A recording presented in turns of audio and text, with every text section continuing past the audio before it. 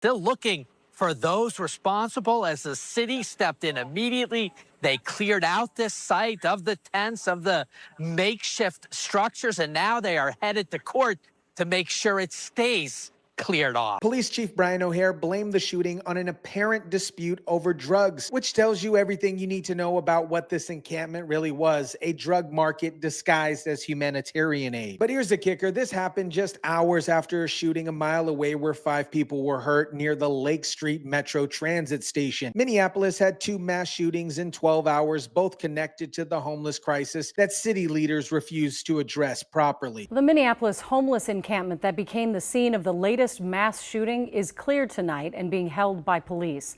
This morning, city crews started dismantling the encampment that sits on private property. The city immediately moved to shut down the encampment. Mayor Jacob Frey saying these encampments regularly end with tragedy, with shootings, with fires, and preventable deaths. That's why we need to close them. Now let's talk about the property owner who created this disaster. This guy owns prime commercial real estate on East Lake Street, one of Minneapolis's main corridors. And instead of developing into something productive, he's been allowing it to become a magnet for drugs, violence, and chaos. Feel any responsibility for what happened in light of hosting the encampment here?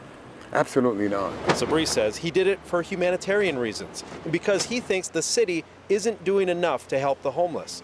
And he has no plans to stop what he's doing. But here's my question. If you really wanted to help, why not develop your property into something that creates jobs, generates tax revenue, or houses homeless people? We're going right back right now. That's what I'm here for. Did he put the neighborhood in danger?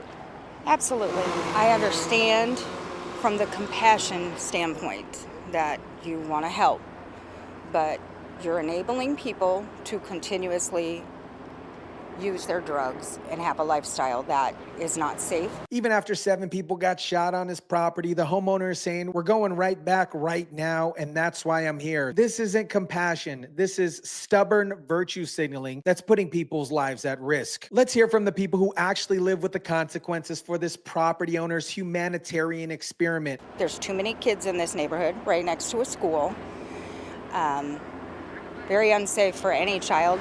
Until the mass shooting, the city was unable to close down the encampment because it's on private land, hosted by owner Hamoudi Sabri. This woman has full custody of 2 grandchildren because both of the parents are addicts, and she's trying to protect them from the exact kind of environment that this property owner is creating. She said, I understand from a compassion standpoint that you want to help, but you're enabling people to continuously use their drugs and have a lifestyle that is not safe.